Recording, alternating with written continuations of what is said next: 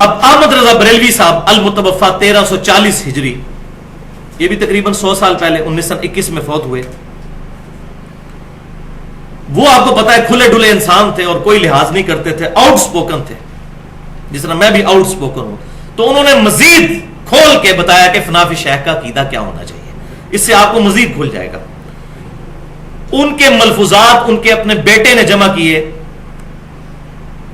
مصطفیٰ رضا خان نوری صاحب، جن کو مفتی اعظم انڈیا بھی کہا جاتا تھا، 1981 میں مفوت ہوئے، جن کی وہ مشہور نعت ہے تو شمع رسالت ہے عالم تیرا پروانہ. یہ ان کے بیٹے تھے، انہوں نے اپنے والد کے ملفوظات خود جمع کیے ہیں. لہذا وہ جو ایک تھوک کے حساب سے حسن ظن ہم نے رکھا ہوتا ہے کہ جی پرانے بزرگوں کی کتابیں چینج ہو گئی ہیں، یہ ان کے عقیدے نہیں ہو سکتے. تو اس حسن ظن کو میں بتا رہا ہوں کہ وہ حسن ظن اتنا بھی سیدھا نہیں ہے. اپنے بیٹے نے ملفوظات جمع کیے. ہمارے جہلم شہر سے بھی بک کارنر نے چھاپے ہیں، اس کا پیج نمبر ہے 152 اور حصہ ہے دوسرا. اور یہ ملفوظات اعلی حضرت .net ایک ویب سائٹ ہے بریلی کی، خود ان کی اپنی جو لڑی آگے چل رہی ہے ان کی اپنی ویب سائٹ، اس پہ بھی اس کی سافٹ کاپیز رکھی ہوئی ہیں، کوئی چینج نہیں ہے جو میں پڑھنے لگا ہوں. فنافی شیخ کے مرتبے کے بارے میں ان سے پوچھا گیا کہ بتائیے یہ شیخ کا تصور کیسے کیا جائے گا.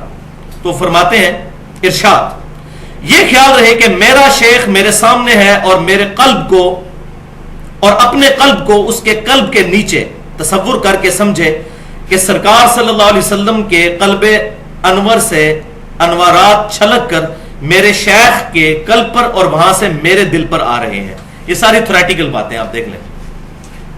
پھر کچھ عرصہ بعد یہ حالت ہو جائے گی کہ شجر و حجر یعنی درختوں میں اور پتھروں میں حتیٰ کہ دیواروں پر بھی شیخ کی صورت نظر آئے گی. وہ کہتے ہیں ہر جگہ آپ کو شیخ پھر نظر آنا شروع ہو جائیں گے، یہاں تک کہ نماز میں بھی جدا نہیں ہوگی. وَلِعَوْذُ بِاللَّهِ تَعَالَى. پھر ہر حال میں اپنے ساتھ ہی پاؤ گے. پھر انہوں نے مزید تسلی دلوانے کے لیے ایک واقعہ بھی ساتھ بیان کیا کہ میں آپ کو مزید سمجھاتا ہوں کہ فنافی شیخ کا عقیدہ کیا ہوتا ہے. وہ کہتے ہیں کہ سید عبد العزیز دباغ، یہ وہ صوفی ہیں جو دیوبند اور بریلویوں کے مشترکہ بزرگ ہیں، ان کے ایک مرید تھے سیدی احمد، ان کی 2 بیویاں تھیں. اب مجھے شرم آ رہی ہے واقعہ بھی بیان کرنا. تو فرمایا اپنے مرید سے کہ تم نے رات کو ایک بیوی کے جاگتے ہوئے دوسری بیوی کے ساتھ کیوں ہم بستری کی، ایسے مت کیا کرو. عرض کیا حضور وہ تو سو رہی تھی. فرمایا نہیں، سوتی نہ تھی، جاگ رہی تھی. حضور نے پتہ نہیں کیڑا کیمرہ فٹ کیتے ہیں. عرض کیا حضور آپ کو کیسے علم ہوا؟ فرمایا وہاں پر ساتھ ایک پلنگ رکھا ہوا تھا، یعنی وہ جو بیوی جاگ رہی تھی اس کے ساتھ کوئی پلنگ تھا. اس نے کہا ہاں. فرمایا میں نے وہیں تو پوری رات گزاری ہے روحانی طور پر. اوکھے ویلے بزرگ کام آتے ہیں. شیخ مرید کے ساتھ ہر وقت ساتھ ہوتا ہے، اور یہ احساس رکھو کہ پیر کبھی اپنے مرید سے جدا نہیں ہوتا. وَلِعَوْذُ بِاللَّهِ تَعَالَى اِنَّا لِلَّهِ وَإِنَّا إِلَيْهِ رَاجِعُونَ. اس میں سورۃ البقرہ کی آیت نمبر 165 پڑھوں گا. وَمِنَ النَّاسِ مَن يَتَّخِذُ مِن دُونِ اللَّهِ أَندَادًا يُحِبُّونَهُمْ كَحُبِّ اللَّهِ. کہ لوگوں میں ایسے لوگ بھی ہیں جو اللہ کو چھوڑ کر اور ہستیوں سے ایسی محبت کرتے ہیں جو محبت ان کو اپنے رب کے ساتھ رکھنی چاہیے.